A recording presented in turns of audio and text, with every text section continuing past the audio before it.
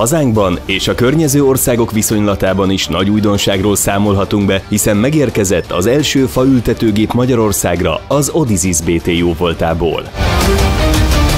2007 óta vagyunk gépforgalmazók itt Kecskeméti székhelyen.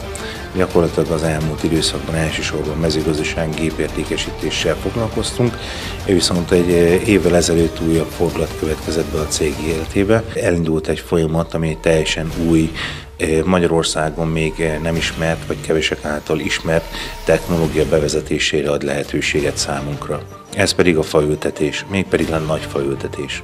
Egy nagyméretű fa átültetése komoly feladat. Vegyük sorra lépésről lépésre, hogyan telepíthetünk át egy fát az új élőhelyére. Minden esetben úgy történik, hogy a helyszínt alaposan szemre kell vételezni, hiszen nagyméretű járműnek kell behatolni a területre. Ezt követően eltávolítjuk az ásási területen, az ültetőgödröt kialakítjuk, ahová a fa fog kerülni. Elvonulunk, és a kiválasztott fát fogjuk kiemelni. A fa kiemelésekor nagyon oda kell figyelni rá, hogy lehetőség szerint az északi-déli irányt minden esetben próbáljuk meg megtartani.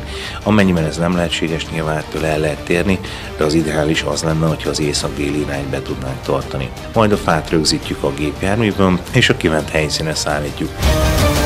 Közel 4 köbméter földdel szállítjuk le a fát, amivel jelentősen megnöveljük a fának a túlélési esélyeit.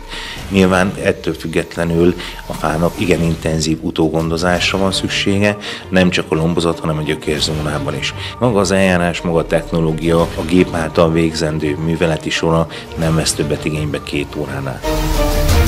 Azzal szembesülünk, hogy közel 20, akár 25 évet is nyerünk, azaz nem kell megvárnunk, míg az elültetett csemetéből egy igazi nagy vastag törzsű erős fa születik, kialakul, ezáltal évtizedeket spórolhatunk meg magunknak, illetve az ügyfeleink számára. Az új faültetőgéppel és az Odyssey BT fa átültető szolgáltatásával korábban elképzelhetetlen kívánságokat is meg lehet valósítani, hogyha egy fa megmentéséről, illetve az új élőhelyére való áttelepítésről van szó. Aki engem ismer, azt tudja, én nem mondok nemet. Megnézem minden esetben, hogy mik a lehetőségek, és én úgy gondolom, hogy nincsen lehetetlen. Ma a technológia, a technika, a szállítás minden rendelkezésünkre, hogy bárkinek az álmát valóra váltsuk.